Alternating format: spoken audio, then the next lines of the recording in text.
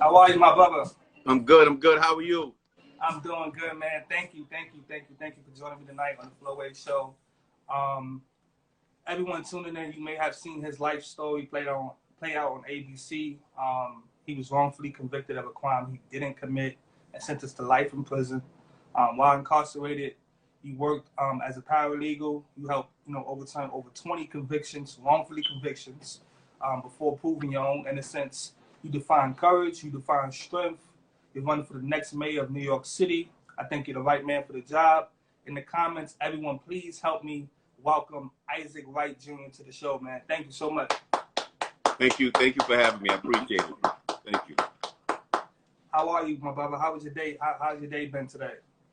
Oh man, it's been a very, very busy day, but busy days are good days, so I have to count it as a good day. Absolutely.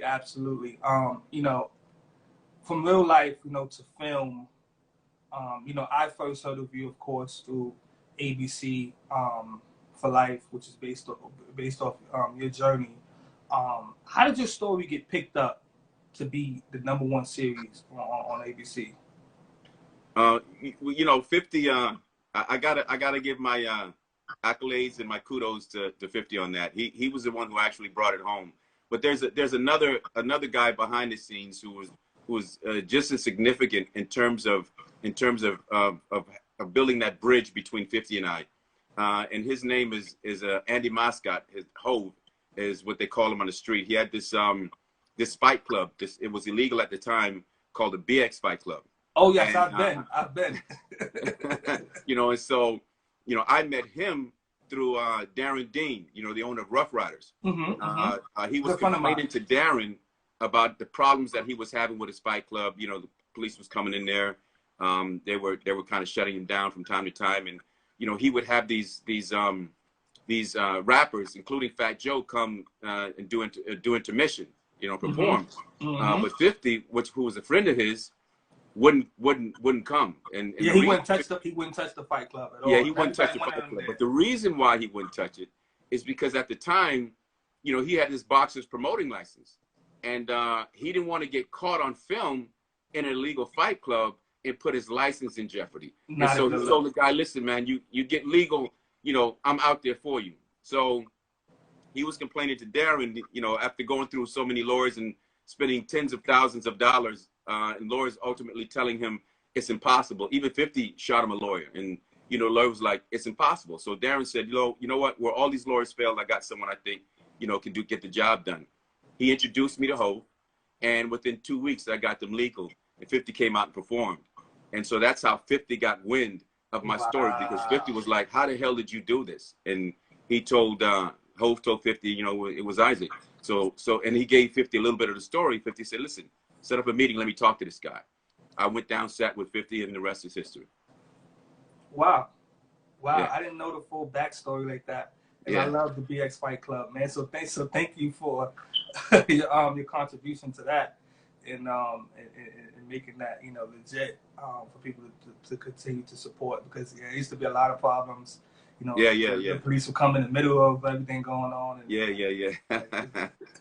I want to talk a little bit more about your courtroom advocate. Before you were a lawyer, you represented yourself, of course, at trial. Did you ever have any previous legal experience prior to? No. The first time I picked up a law book was in a jail cell. I actually went to the law library and brought the book back to the cell with me.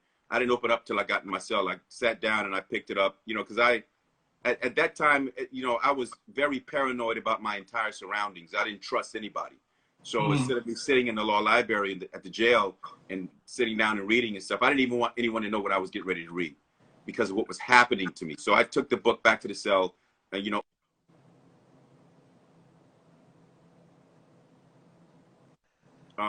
it was like I was doing it all my life.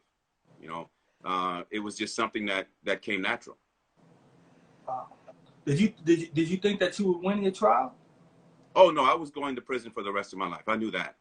The things that was happening around me, the way in which they were falsifying evidence, and I mean, there were people that I was receiving statements in my discovery from people that said I was their boss. That I never met them a day in my life. I had no idea who they was. You know, it was even more profound when I was sitting in the courtroom at the defense table and watching these people that I've never seen a day in my life testify against me. So, you know, it was a situation where I knew that I was going to prison for the rest of my life. But my strategy, obviously, when I tried the case myself, I tried it to win. But my strategy was the long game. I knew they were playing the short game. That was a conviction. So I played the long game. That was to make sure that even if I got a life sentence, they weren't going to be able to keep me. Mm-hmm. Wow. Wow. How did the before I get to you running for mayor, you know, after you passed the bar, you know, the state Supreme Court committee, what, you know, took what, 9 years? Was it 9 years? Yeah, 9 years, you know, to prove your bar. You gotta really look at the true reality of that journey. You know, in the TV series in For Life, in order to creatively put it together so that they don't take the public through this long, you know, played out journey, they had me actually they had the character getting the law license while he was in prison. But the true story is that I did all of this with a high school diploma. I made new law, and I got a police officer to confess on the stand. I did all of these things and got 20 people out. All of these things, all I had armed with was a high school diploma. And so when I gained my freedom, the very next thing I did was spend 7 more years on the street pursuing a law degree. So we got 7.5 years in prison. We got now 7 years in college pursuing a law degree, 4 years undergraduate, my bachelor's, 3 more years, you know, for my law degree.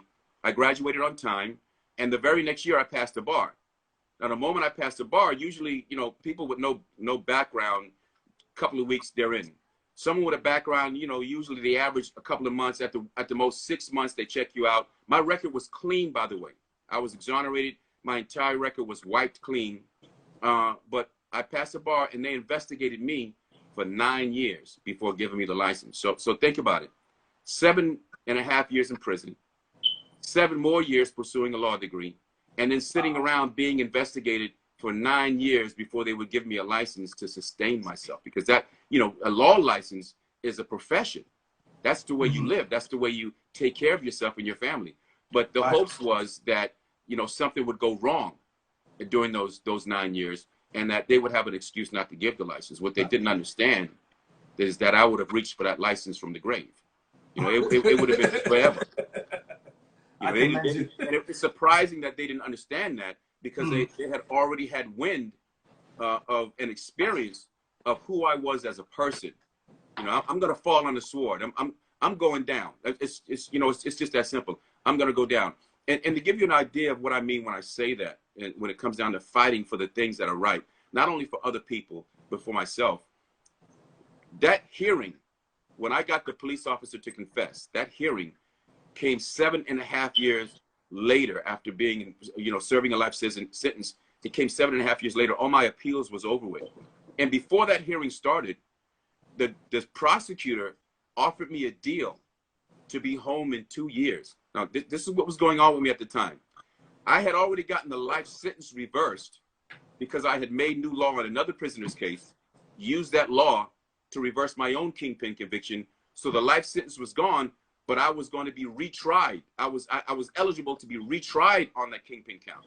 However, I was doing 70 more years on the other convictions. So what they did was, when they saw what I had did in this other prisoner's case, they said, okay, we see what you're doing. You made that new law. We're going to reverse that. Take that. But these 70 other years on these other convictions, you're going to keep that. So now I got a retrial on the life sentence over my head. I'm still serving 70 years, and the prosecutor offers me a deal to be home in 2 years. I turned it down. I'd rather die in prison. I'm going down in flames. For what's right, I would have rather died in prison before I gave them another second of my life. I haven't met anyone yet that told me that they wouldn't fold. And I understand why. Most people in that situation, they're going to be home in 2 years. They're going to fold. You know what? You did me wrong, but give me that, because I'm going to be going back home to my family. That's not the way I'm built. I'm just not built that way. And Jersey strong, man. You know, if you have me in your corner, if I'm there for you, I'm going down for the count. And you can believe if I go down, thousands is going down with me. I'm not going down by myself. I'm going down for the count, and I'm going to make sure that fight is the worst fight they've ever had in their life. And a loss, it's going to be a win for me. And that's just the way I'm built. The thing that is a blessing, you know, the thing that is divine for me is that I had a gift that I didn't know anything about until I went to prison. You know, and so that journey that I was on was basically a divine journey that prepared me not only for prison and getting out of prison, but that prepared me for the things that I have to do today. Mm-hmm. You know, most folks being in that situation, mental state would have just been, you know, giving up and, you know, or just taking the plea, you know. So yeah. Definitely, you know, definitely. I think if I was in that position, I probably would have said, give me the 2 years too. And yeah. I mean, you know, that's, and you know, to be honest with you, that's not an illogical decision. That is, you know, give me the 2 years, let me go back to my family. You know, that's the right decision for a lot of people. So I don't look down on that decision. When you think about all the things that's out in the world that's waiting for you, the responsibilities that you have to go out there and pick that back up and move forward in life, you know, that is not a wrong decision to take that 2 years. But Isaac Wright Jr. was not built for that. I had another vision in my mind of what I thought justice was, and that was something that I was going to accomplish. Life or death, I was going to accomplish that. And now you're here to accomplish being the next mayor of New York City. Absolutely. In December, you announced your candidacy, and you know, I was so happy to see that. You know, how did the decision come about for you to run for mayor? It was the state that New York found itself in, and it was a reflection on my journey all at the same time. You know, I can take you through history, and I'll never take you to a point in not only this country's trials and tribulations that we've went through as a country, but also the trials and tribulations that New York has gone through as a city. I could take things, and you'll never find one point where Times Square was empty. Whether it's the Spanish flu in 1918 that killed hundreds and hundreds of thousands of people, or whether it's 9/11, which is recent history, where thousands of people lost their lives. You drove up to Midtown during 9/11, and it was still bustling. You know, people were still going to work. People were still doing their thing. People were still moving. It was still shaking, for sure. But you go into Midtown now, and it's completely empty. You know, I have a friend that I spoke to. He's, you know, I went to visit him in one of the commercial high rises in the city. You know, he's a supervisor from a maintenance company. And I was talking to him, and while I was talking to him, he was going from floor to floor. And I'm looking, and these floors are completely empty in these commercial high rises. And I'm like, yo, there's nobody here. He says, yeah, they're moving out. He said, the one building across the street, their floors are empty. The building over there, their floors are empty. And so New York is going through something that it's never gone through before. You backdrop against that to the fact that, and most people don't know this, that New York can't even borrow money to survive. It has to beg the city, or it has to beg not the city, the state, or it has to beg the federal government, or it has to raise taxes in order to get the financial sustainment to keep the city running. So the next mayor, in order to keep himself from being in the pockets of the state and federal politicians, he has to think outside the box. He has to make the impossible possible in order to get New York City back on its feet without begging. Think about this for a second, and that's a very significant thing. Think about New York City. New York City is the financial capital of the world. Absolutely. Why do we have de Blasio begging Albany for money when we're the richest city in the whole world? Doesn't make sense. Anytime a mayor of the richest city in the entire world has to go out begging, there's a problem with that mayor. You know, it's not a problem with New York City. It's a problem with the way in which he's thinking and the people around him, the minds, the intelligent and then the intellect that he has surrounded himself with. Because there's no way in the world any mayor of New York City should have to beg. There's no way in the world any mayor of the richest city in the world should have to depend solely on taxes and begging the state and federal government to get New York back on its feet. The next mayor has to be somebody special. It has to be somebody different. And my past experiences, my challenges, the things that I've gone through and the things that I've overcome has prepared me for this time in history. I will be New York City's next mayor. What do you have to say to the people that, you know, that would say, you know, how could he run for mayor? How could he be the right man for the job? You know, he hasn't been in politics, and, you know, he may lack the experience in politics. What do you have to say to those people?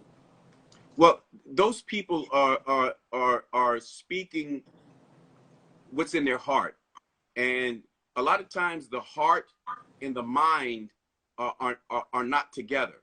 And what I mean when I say that is that, you know, the more knowledge you have about a subject or a situation, the more it motivates the heart to think in a more logical way. And those people are saying that because there's certain things that they're not considering. Number one, if you're dealing with a career politician, 9 times out of 10, you're dealing with someone who's shaking hands and telling lies. All right, hands down, that's what they're doing. Broken promises. Absolutely, and it's a perpetual thing. You know, you got let's talk about you got the borough president, one of the borough presidents that's running. You got the comp controller that's running, but those people that are in those in New York City and in those jurisdictions, their lives have not significantly changed because they were borough president or they were the controller. The New York City, the lives of people are still struggling. People are still trying to make it one day to the next, one paycheck to the next paycheck. So what does that mean? What does that mean in terms of choosing a mayor? That means this, and Einstein said it best. Insanity, the definition of insanity, is trying the same thing over and over again and expecting different results. You think those people that hasn't changed your lives, those career politicians that haven't changed your lives, are going to change it when they become mayor? It's the same thing. It's not going to happen. If it didn't happen then, it's not going to happen now. And so this is what the people need to understand. In addition to that, when it comes down to a person being able to get into politics and being mayor for the first time, this is what they have to realize about Isaac Wright Jr. All right? The trials and tribulations that I went through was much more challenging than being the mayor of New York City. And I'm going to explain to you why. When you hear this, that light bulb comes on automatically. Number one, I did that alone. I got a life sentence. I got 20 plus people out of prison. I moved through that process, became an attorney, and now is one of the most sought after attorneys in the country. I did it alone. The mayor of New York City has 300,000 employees. Okay? 300,000. What do you think I can do with 300,000 people based on what I've done alone? You understand what I'm saying? Not only that, a mayor does not reinvent New York. A mayor does not build a city that's been around for centuries. What a true mayor does is have the intellect, the ideas, the logic, the creativity to build ideas that's going to move New York City forward, and then hire the people around him with the experience and that is more smarter than him in those specific areas to execute those ideas to get New York back on its feet. So do I need to have experience as a mayor to best mayors New York City has ever had? Absolutely. All I need to do is do the exact same thing that I did that got me out of prison. To have the intellect to assess my situation, to assess these complex problems, and then put together solutions that's going to allow me to achieve my goals. As mayor of New York City, that's exactly what I'm going to do with every single one of those 300,000 employers or employees. You know, I read that, you know, that your 3 marquee issues is housing, the economy, and criminal justice reform, right? You know, there's a lot of folks who's homeless and living on the streets in New York, and you know, we always get a lot of promises, you know, for the streets of New York to be cleaned up. What changes do you have for New York City housing? What's going to be one of the reasons why you get promises? One of the reasons why you get promises that are never kept because they really don't have any true solutions behind it. They're just broken promises and promises that is not intended to be kept from the very beginning because they're trying to get votes.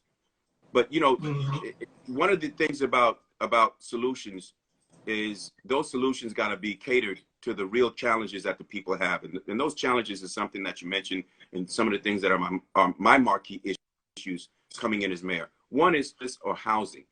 You know, whether a person is homeless or whether a person is low income, when you go up the chain of people that need affordable housing, every single one of those people, the homeless man and the person that's in a rental property right now, like a New York City housing complex that is paying low income because their income can't afford for them to buy anything or to live better, every single one of those people deserve to have a home. The foundation of this country, the reason we were built is because we wanted a place that would provide us worth so that we could build on that worth and be successful and prosperous. Everybody should have a pathway to home ownership. So one of the things that I'm going to do, one of my marquee issues, one of my policy issues, is to take NYCHA. And you got to think about NYCHA for a second, because NYCHA, which is New York City Housing Authority, the acronym is NYCHA. NYCHA, as a housing authority, has about a little over 500,000 residents. That's significant because what that means from a population standpoint, NYCHA is bigger than the city of Atlanta, Georgia. NYCHA is bigger than the city of Miami, Florida. It's bigger than Oakland, California. It's one of the biggest cities in the country from a population point of view. All right, so when you look at that, when you step back and you look at that reality, you're literally looking at a city within New York City, and you're also looking at a city where no one owns their own home. Nobody. And that's an incredible thing. So my goal is to take NYCHA and turn it from a serial landlord into partnership with its tenants, so that NYCHA becomes a conduit to home ownership, so that everybody, no matter what the income is, should have a pathway to be able to have their own home. What would they be able to do with that? Number one, they'd have instant worth. Number two, they would be able to leverage that worth and send their children to college, or they can cash out and find a better place to live. They can go down south and live out the remainder of their lives, depending on how old they are. Now, and what does that do for the city of New York? Well, when they cash out, when they sell out, when they refinance and send their kids to college, New York City Housing Authority, the city of New York, gets that money. They get that money because they're holding the mortgage. Okay? There's ways to make that happen. What happens then?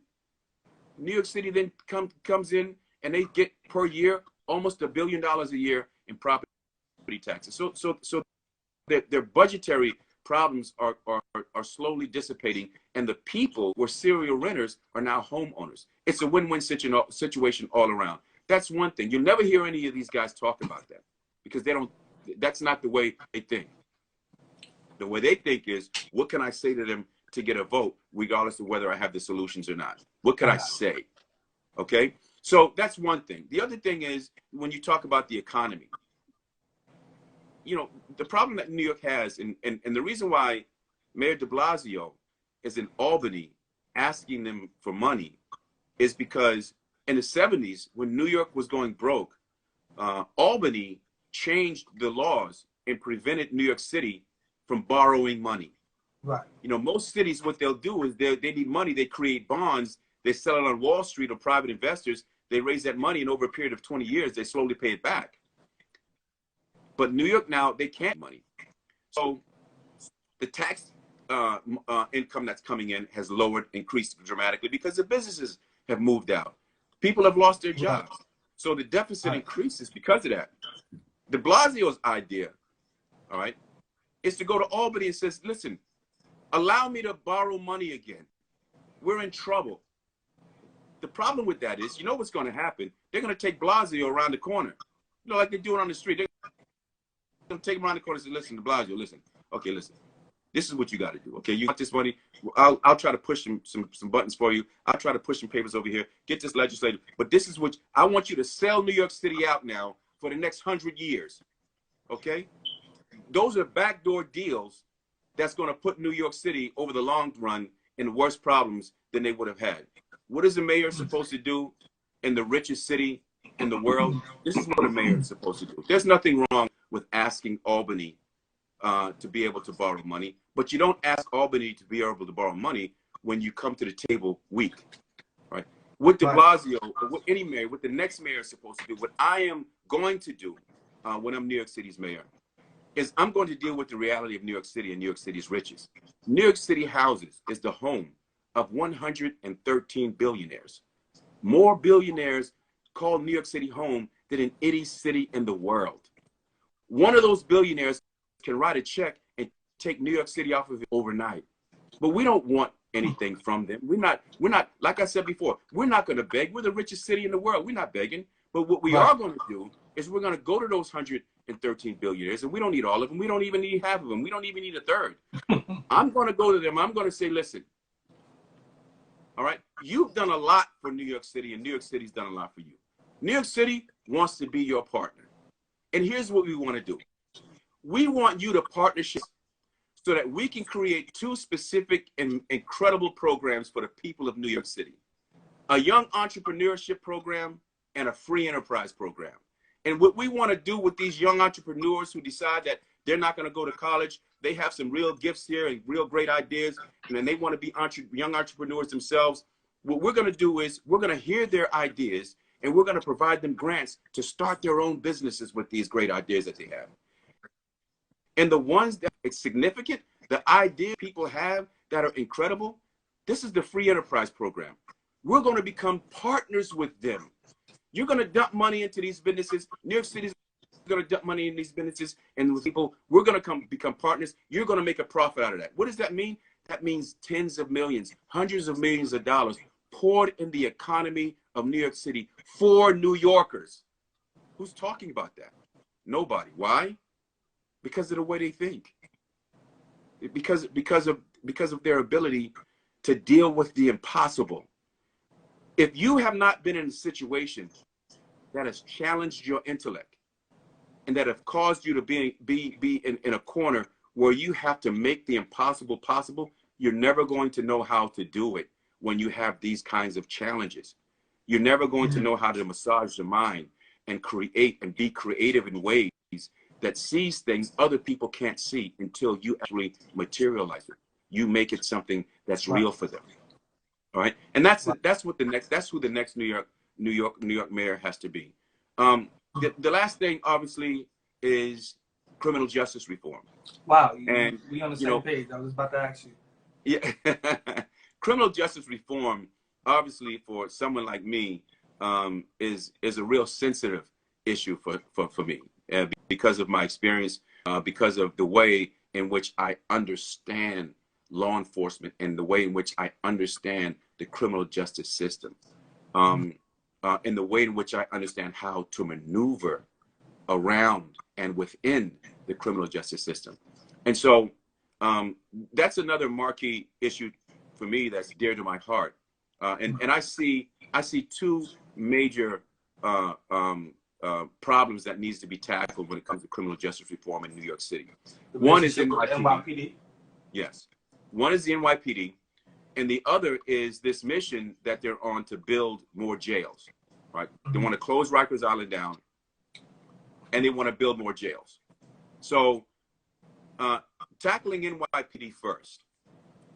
You know, we have a lot of tension in this country with police in general because of the things that social media has allowed us to realize about police culture, and about the relationship between the police and the community. We are enlightened today. But we've been experiencing that for a long time. Indeed. That's right. That's absolutely correct. And what people need to understand about today is what I did was in the 90s. There was no social media. They were annihilating us in the 90s, and nobody cared. The 90s was a time when it was lock them up and throw away the key. And so that gives you an idea of that challenge that I was facing at that time and the real problems that I had to get around. It's like Muhammad Ali in his time was fighting some of the best fighters in the world. There's no fighters after him that fought the number of great fighters at one time. And that's why he's the greatest. He may not be the greatest because he has the best record. He's the greatest because he fought most of the best fighters than any fighter has in one time in history. So this goes back to the issue of criminal justice reform and how you deal with the police.